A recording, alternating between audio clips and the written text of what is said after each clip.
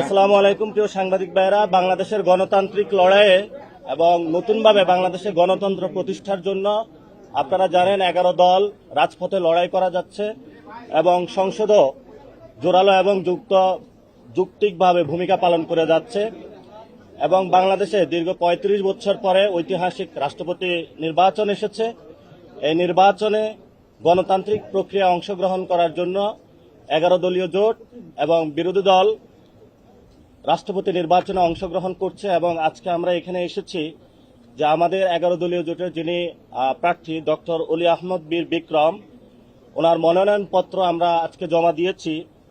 এবং এই মনোনয়ন পত্রে যিনি প্রস্তাবকারী ছিলেন উনি বিরোধী দলীয় প্রধান এবং বাংলাদেশ জামায়াত ইসলামের আমির ডক্টর শফিকুর রহমান এবং যিনি প্রস্তাবকারী ছিলেন সমর্থনকারী ছিলেন আব্দুল্লাহ আল আমিন এনসিপির যুগ্ম সদস্য সচিব।